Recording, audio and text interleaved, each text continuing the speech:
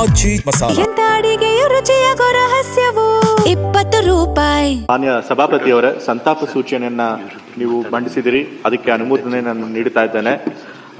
ಮೊದಲ ಬಾರಿಗೆ ವಿಧಾನ ಪರಿಷತ್ತಿನ ಸಭಾನಾಯಕನಾಗಿ ನೇಮಿಸಿರುವಂತಹ ನಮ್ಮ ಮುಖ್ಯಮಂತ್ರಿಗಳಿಗೆ, ಉಪಮುಖ್ಯಮಂತ್ರಿಗಳಿಗೆ ಮತ್ತೆ ನಮ್ಮ ಸರ್ಕಾರಕ್ಕೆ ನಾನು ಧನ್ಯವಾದಗಳನ್ನು ತಿಳಿಸ್ತಾ ಇದ್ದೇನೆ.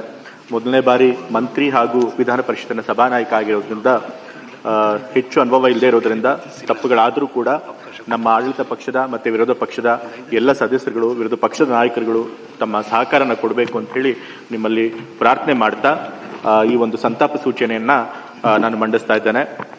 ಡಿ ಸುಧಾಕರ್ ಅವರು ನಮ್ಮ ಕಾಂಗ್ರೆಸ್ ಪಕ್ಷದ ಹಿರಿಯ ಮುಖಂಡರುಗಳು, ಹಾಲಿ ವಿಧಾನಸಭೆಯ ಶಾಸಕರು, ಮತ್ತೆ ನಮ್ಮ ಸರ್ಕಾರದಲ್ಲಿ ಯೋಜನಾ ಮತ್ತು ಸಾಂಖ್ಯಿಕ ಸಚಿವರಾಗಿದ್ದಂಥವರು. ಅವರು 4 ಬಾರಿ ಚಿತ್ರದುರ್ಗದ ಹಿರಿಯೂರಿನಿಂದ ಶಾಸಕರಾಗಿ ಆಯ್ಕೆಯಾಗಿದ್ದಾರೆ. ಅವರು ಜೈನ ಸಮುದಾಯಕ್ಕೆ ಸೇರಿದವರು.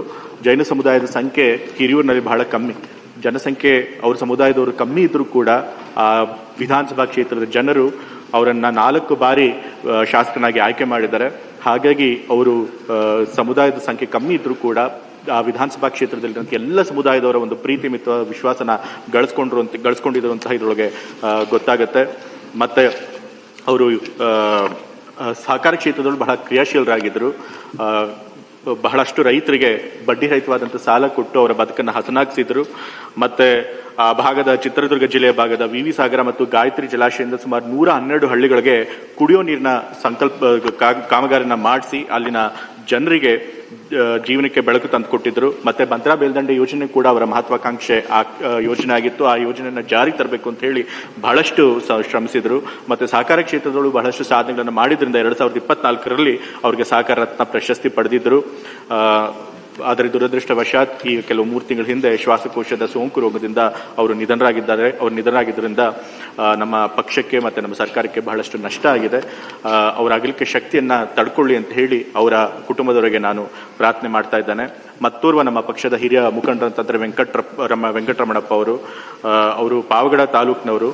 ಅವರು ಹೆಚ್ಚು ಓದಿರಲಿಲ್ಲ, SSLC ತನಕ ವ್ಯಾಸಂಗ ಮಾಡಿದ್ರು. ನಂತರ ವೃತ್ತಿಯಲ್ಲಿ ರೈತರಾಗಿದ್ರು. ಅವರು ಹೆಚ್ಚು ಓದಲ್ದೆ ಹೋದ್ರು ಕೂಡ ತಮ್ಮ ಪರಿಶ್ರಮದಿಂದ ಮತ್ತೆ ತಮ್ಮ ಸಹಜವಾದಂಥ ಬುದ್ಧಿಮತ್ತೆಯಿಂದ ಹಂತವಾಗಿ ಬೆಳೆದು ರಾಜಕೀಯದಲ್ಲಿ ಒಂದು ದೊಡ್ಡ ಸ್ಥಾನನ ಪಡೆದಿದ್ರು. ಅವರು ಶುರು ಮಾಡಿದ್ರು ಗ್ರಾಮ ಪಂಚಾಯತ್ ಸದಸ್ಯರಾಗಿ, ನಂತರ ಹಂತವಾಗಿ ಬೆಳೆದು ಶಾಸಕರಾಗಿ 4 ಬಾರಿ ಶಾಸಕರಾಗಿ ನಂತರ ಸಚಿವರು ಕೂಡ ಆಗಿದ್ರು. ಮತ್ತೆ ಅವ್ರ ವ್ಯಕ್ತಿತ್ವ ಬಹಳ ಸರಳತೆ ಮತ್ತು ಸಜ್ಜನಿಕೆಯಿಂದ ಕೂಡಿತ್ತು. ನನ್ನ ತಂದೆಯವರಿಗೂ ಕೂಡ ಬಹಳ ಆತ್ಮೀಯರಾಗಿದ್ರು.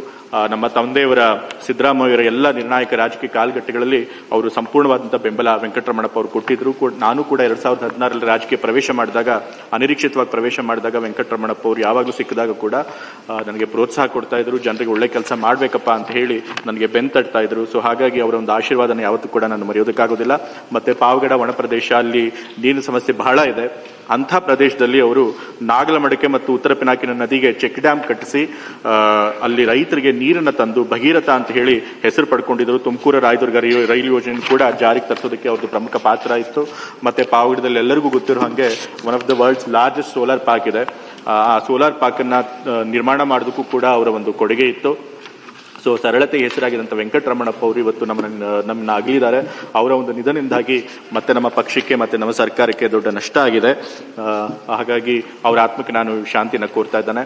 ಮತ್ತೋರ್ವ ಒಂದು ವಿಧಾನ ಪರಿಷತ್ತಿನ ಹಿರಿಯ ಸದಸ್ಯರಾಗಿದ್ದಂಥವ್ರು ಅಂದ್ರೆ ರಾಮಚಂದ್ರ ಗೌಡರು. ಅವರು ಬಿಜೆಪಿ ಪಕ್ಷಕ್ಕೆ ಸೇರಿದಂಥವರಾಗಿದ್ದರು. RSSನ ಒಂದು ವಿಚಾರಧಾರೆಯಿಂದ ಪ್ರಭಾವಿತರಾಗಿ ಜನಸಂಘದ ಸದಸ್ಯರಾಗಿ ನಂತರ ಪದವೀಧರ ಕ್ಷೇತ್ರದಿಂದ ಆಯ್ಕೆಯಾಗಿ ವಿಧಾನ ಪರಿಷತ್ತಿನ ಸದಸ್ಯರಾದರು. ಬೆಂಗಳೂರು ನಗರದ ಮೊದಲನೇ ಬಿಜೆಪಿ ಅಧ್ಯಕ್ಷರಾಗಿದ್ದರು. ಬಿಜೆಪಿ ರಾಜ್ಯ ಘಟಕದ ಪ್ರಧಾನ ಕಾರ್ಯದರ್ಶಿಗಳಾಗಿದ್ದರು. ಮತ್ತೆ ಸಚಿವರಾಗಿಯೂ ಕೂಡ ಆಗಿದ್ದರು. ನಮ್ಮದೇ ಮನೆಯ ಅವರು ಸಚಿವರಾಗಿದ್ದಂತಹವರು.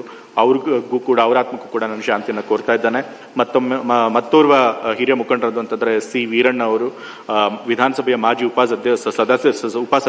ಸಭಾಧ್ಯಕ್ಷರು ಕೂಡ ಆಗಿದ್ರು ಇವರು. ಮತ್ತೆ ಜನತಾ ಪಕ್ಷದಲ್ಲಿ ಶಾಸಕರಾಗಿ ರಾಮಕೃಷ್ಣ ಹೆಗಡೆ ಮತ್ತು SR ಬೊಮ್ಮಾಯಿಯವರ ಸಂಪುಟಗಳಲ್ಲಿ ಸಚಿವರಾಗಿ ಕೆಲಸ ಮಾಡಿದಂಥವ್ರು. ಮತ್ತೆ ವಾಲ್ಮೀಕಿ ಸಮುದಾಯನ ಪರಿಶಿಷ್ಟ ಪಂಗಡಕ್ಕೆ ಸೇರಿಸಬೇಕು ಅಂತ ಹೇಳಿ ಹೋರಾಟ ಮಾಡಿ ಆ ಒಂದು ಸಮುದಾಯದ ಹಕ್ಕುಗಳಿಗೋಸ್ಕರ ಹೋರಾಟ ಮಾಡಿದವರು. ಹಾಗಾಗಿ ಇವರಿಗೆ ಮಹರ್ಷಿ ವಾಲ್ಮೀಕಿ ಪ್ರಶಸ್ತಿಯನ್ನು ಕೂಡ 2016ರಲ್ಲಿ ನೀಡಲಾಗಿತ್ತು. ಮತ್ತೋರ್ವ ಮುಖಂಡರು ಅಂತಂದ್ರೆ ಹನುಮಂತಪ್ಪ ಅವರು 3 ಬಾರಿ ರಾಜ್ಯಸಭಾ ಸದಸ್ಯರಾಗಿದ್ದಂಥವರು. SC ST ಆಯೋಗದ ಮುಂದೆ ಅವರು ದಲಿತರು ಮತ್ತು ಗಿರಿಜನರ ಹಕ್ಕುಗಳ ರಕ್ಷಣೆಗೋಸ್ಕರ ಹೋರಾಟ ಮಾಡಿದ್ರು. ದಲಿತರ ದೌರ್ಜನ್ಯ ತಡೆಗೋಸ್ಕರ ಕಾನೂನಾತ್ಮಕವಾಗಿ ಹೋರಾಟ ಮಾಡಿದ್ರು. ಯಾವಾಗಲೂ ಕೂಡ ದಲಿತರು ಮತ್ತು ಹಿಂದುಳಿದ ವರ್ಗದವರ ಪರವಾಗಿ ಧ್ವನಿ ಎತ್ತಿ ಕೆಲಸ ಮಾಡಿದ್ರು. ಶಿಕ್ಷಣ ಕ್ಷೇತ್ರದಲ್ಲೂ ಕೂಡ ಅವರು ಸಾಧನೆಯನ್ನು ಮಾಡಿದ್ರು. ಬಾಪೂಜಿ ಶಿಕ್ಷಣ ಸಂಸ್ಥೆ ಮೂಲಕ ಹಲವಾರು ಪ್ರೌಢಶಾಲೆ ಮತ್ತು ಕಾಲೇಜುಗಳನ್ನು ಪ್ರಾರಂಭ ಮಾಡಿ ಹಲವಾರು ವಿದ್ಯಾರ್ಥಿಗಳಿಗೆ ಅನುಕೂಲ ಮಾಡಿಕೊಟ್ಟಂತಹವರು. ಮತ್ತೋರ್ವ ಹಿರಿಯರು ಅಂತಂತಂದ್ರೆ ಡಾಕ್ಟರ್ ಎಸ್ ಜಾನಕಿ ಅವರು ನಮ್ಮ ಸೌತ್ ಇಂಡಿಯಾದ ನೈಟಿಂಗೇಲ್ ಅಂತ ಹೇಳಿ ಹೆಸರು ಪಡೆದವರು. ದಕ್ಷಿಣ ಭಾರತದವರಾಗಿದ್ದರೂ ಕೂಡ ಭಾರತದ ಎಲ್ಲಾ ಭಾಷೆಗಳಲ್ಲಿ, ಬಹುತೇಕ ಎಲ್ಲಾ ಭಾಷೆಗಳಲ್ಲಿ ಅವರು ಹಾಡುಗಳನ್ನು ಹಾಡಿದ್ರು. ಮತ್ತೆ 48,000ಕ್ಕೂ ಹೆಚ್ಚು ಹಾಡುಗಳನ್ನ ಹಾಡಿದ್ದಾರೆ. ಮತ್ತೊಂದು ಹೆಮ್ಮೆಯ ವಿಷಯ ಏನಪ್ಪಾ ಅಂತಂತಂದ್ರೆ ಕನ್ನಡ ಚಿತ್ರರಂಗದಲ್ಲಿ ಅವರು ಅತಿ ಹೆಚ್ಚು ಹಾಡುಗಳನ್ನ ಹಾಡಿದ್ದಾರೆ. ಮತ್ತೆ ಜಾನಕಿ ಅವ್ರಿಗೂ ನಮ್ಮ ಮೈಸೂರು ಜಿಲ್ಲೆಗೂ ಬಹಳಷ್ಟು ನಂಟಿತ್ತು. ಅವರು ಮೊದಲನೇ ಬಾರಿ ಸಾರ್ವಜನಿಕವಾಗಿ ಸಂಗೀತ ಕಾರ್ಯಕ್ರಮ ಕೊಟ್ಟಿದ್ದು, ಮತ್ತೆ ತಮ್ಮ ಜೀವನದ ಕೊನೆ ಸಂಗೀತ ಕಾರ್ಯಕ್ರಮ ಸಾರ್ವಜನಿಕವಾಗಿ ಕೊಟ್ಟಿದ್ದು ಅಂತಂತಂದ್ರೆ ಅದು ಮೈಸೂರಿನಲ್ಲಿ. ಮತ್ತೆ ತಮ್ಮ ಅಂತ್ಯ ಜೀವನದ ಕೊನೆ ಕಾಲಘಟ್ಟದಲ್ಲಿ ಮೈಸೂರಿನಲ್ಲೇ ಅವರು ಜೀವನನ ಕಳಿಬೇಕು ಅಂತ ಹೇಳಿ ಬಯಸಿದ್ರು. ಮೈಸೂರಿನಲ್ಲೇ ಉಳ್ಕೊಂಡಿದ್ರು ಕೂಡ. ನಂತರ ತಮ್ಮ ಅಂತ್ಯ ಸಂಸ್ಕಾರ ಕೂಡ ಮೈಸೂರಿನಲ್ಲೇ ಆಗಬೇಕು ಅಂತ ಹೇಳಿ ಅವರು ಬಯಕೆನ ಹೊಂದಿದ್ರು. ಅದರಂತೆ ನಮ್ಮ ಸರ್ಕಾರ ಕೂಡ ಅವರಿಗೆ ಸಕಲ ಗೌರವಗಳೊಂದಿಗೆ ಮೈಸೂರಿನಲ್ಲಿ ಅಂತ್ಯ ಸಂಸ್ಕಾರ ಮಾಡಿದ್ರು. 80 ಮತ್ತು 90ರ ದಶಕದಲ್ಲಿ ಹುಟ್ಟಿ ಬೆಳೆದಂತ ನಮ್ಮೆಲ್ಲರಿಗೂ ಕೂಡ ಅವರ ಧ್ವನಿಯನ್ನ ಮರೆಯೋದಕ್ಕೆ ಆಗೋದೇ ಇಲ್ಲ. ಚಿತ್ರ ಸಂಗೀತ ಅಂತಂದ್ರೆ ಜಾನಕಿ ಅಂತ ಹೇಳಿ ನಾವೆಲ್ಲ ಭಾವಿಸಿದ್ವಿ. ಮತ್ತೆ ಜಾನಕಿ ಅವರು ಯಾವುದೇ ಸಂಗೀತ ಪ್ರಕಾರಗಳಿದ್ರು ಕೂಡ ಅದನ್ನ ಸುಲಭವಾಗಿ ಹಾಡ್ತಾ ಇದ್ರು. ಮತ್ತೆ ಎಲ್ಲದಕ್ಕಿಂತ ಹೆಚ್ಚಾಗಿ ಭಾವನೆಗಳನ್ನ ಹಾಡಿನ ಮೂಲಕ ಬಹಳ ಸುಲಲಿತವಾಗಿ ಸಮರ್ಥವಾಗಿ ವ್ಯಕ್ತಪಡಿಸಿದ್ರು. ಹಾಗಾಗಿ ಎಕ್ಸ್ಪ್ರೆಷನ್ ಕ್ವೀನ್ ಅಂತ ಕೂಡ ಕರಿತಿದ್ರು.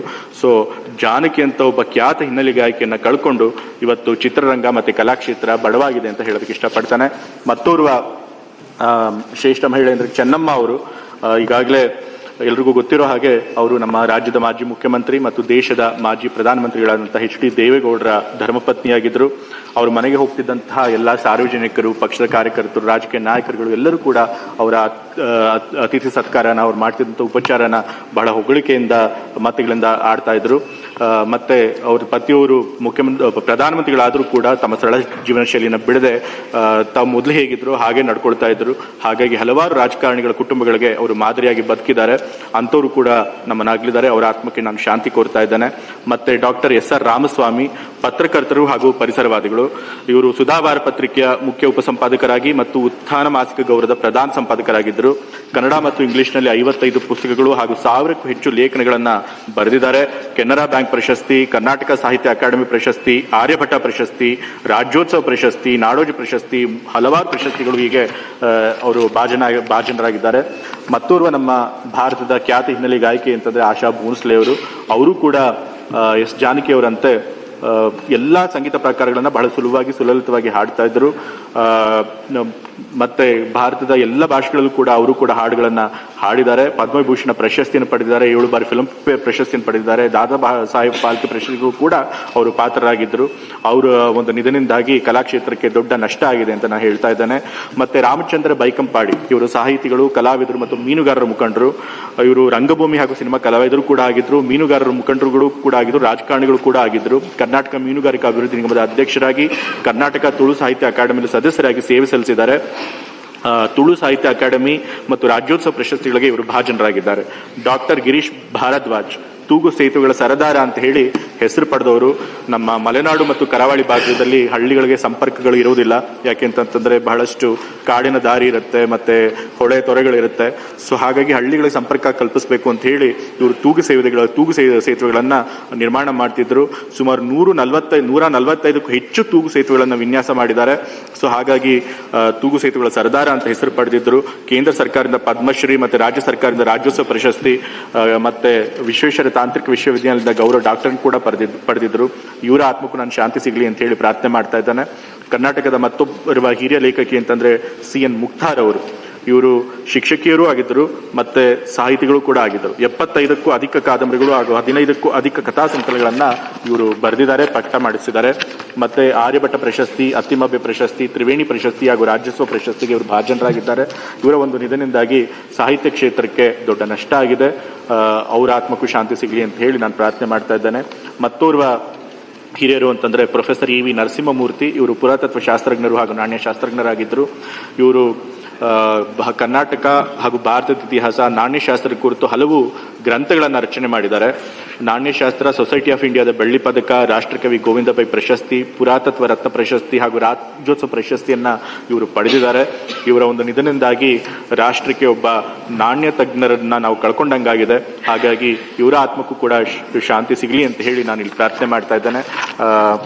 ಸಭಾಪತಿಗಳೇ, ನೀವು ತಂದಿರುವಂತಹ ಈ ಒಂದು ಸಂತಾಪ ಸೂಚನೆಗೆ ನಾನು ಅನುಮೋದನೆಯನ್ನ ಮಾಡ್ತಾ ನನ್ನ ಮಾತುಗಳನ್ನು ಮುಗಿಸ್ತಾ ಇದ್ದೇನೆ.